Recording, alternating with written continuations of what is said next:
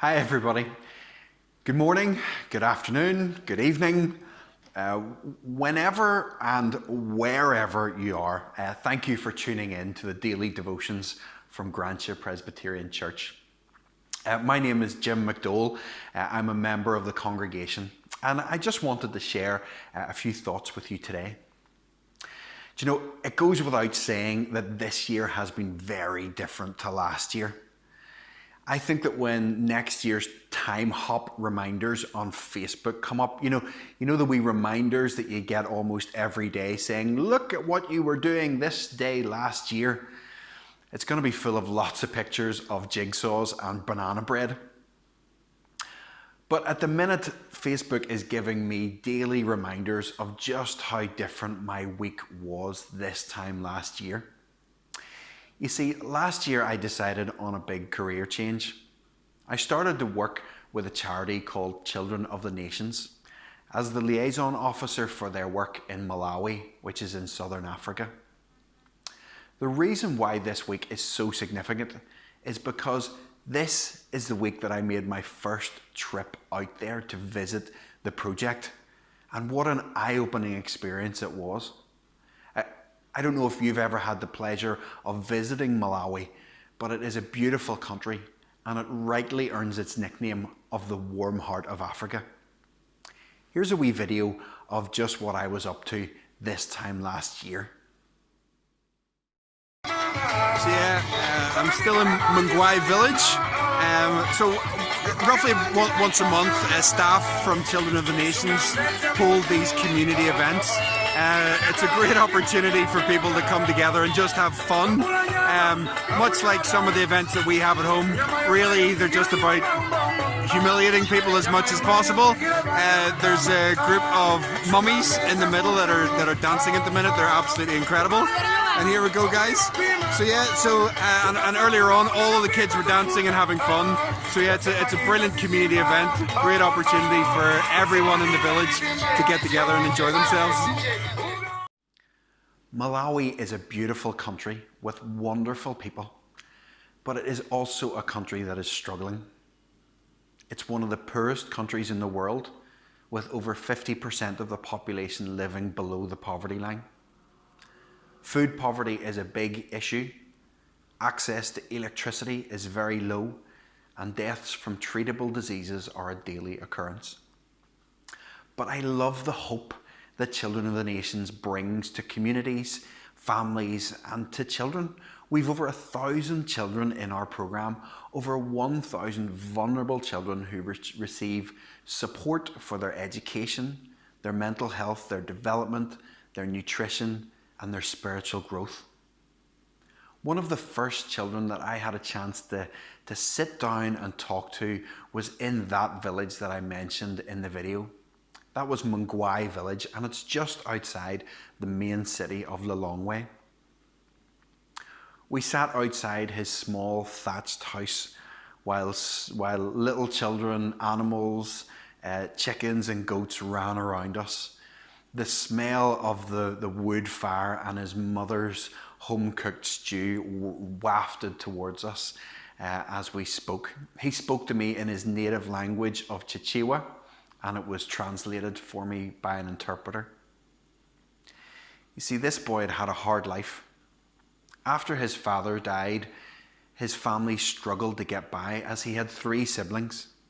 His mother, like many others her age, had very little education, and she couldn't read or write. Her options for jobs were very limited. She made money by brewing beer, and this brought money in, but it also brought a lot of people to the home who were very often drunk. Not a great environment for any child, but as I say, his mother's options were very limited.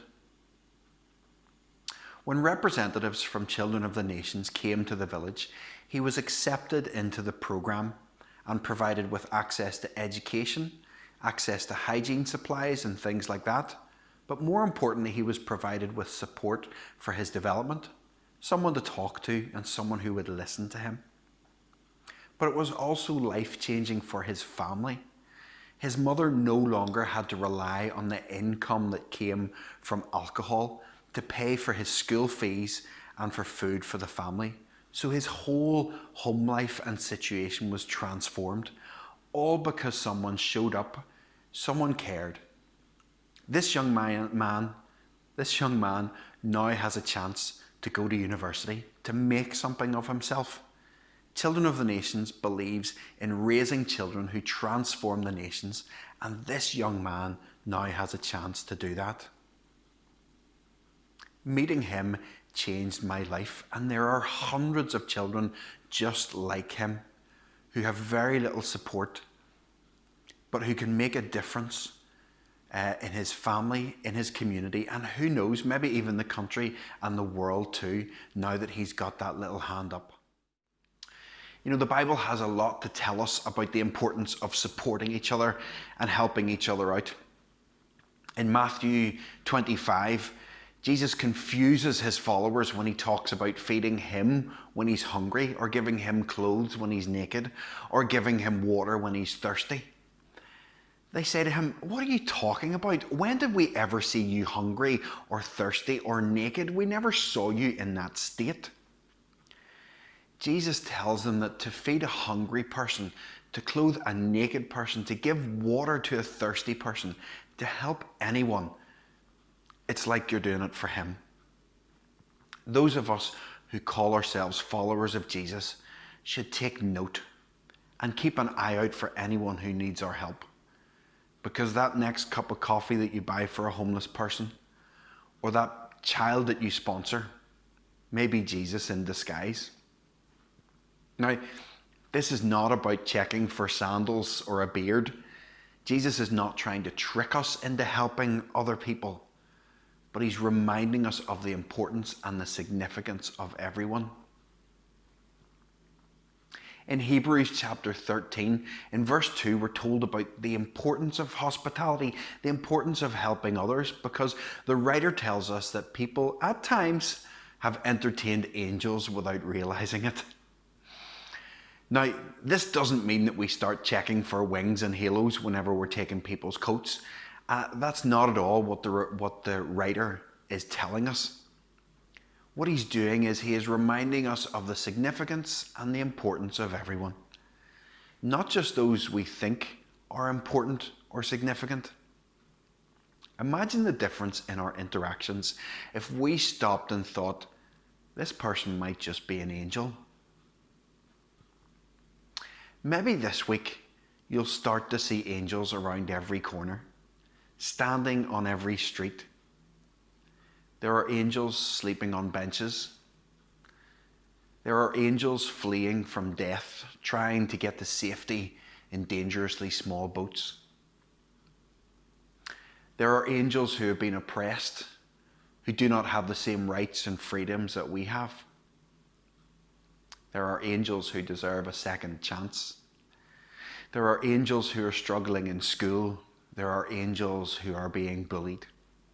There are angels who are lonely and need a phone call. There are vulnerable angels who need you to wear a mask and stay back. There are angels who feel that no one listens to them and the only way to be heard is to protest. There are angels of all races and skin colours, sexes and orientations. There are angels who are being trafficked around this world by evil men to be used and abused. There are angels in countries like Malawi struggling to feed their children and find money to send them to school. There are angels everywhere. You just need to stop looking for the wings. May God bless you and all those who you love.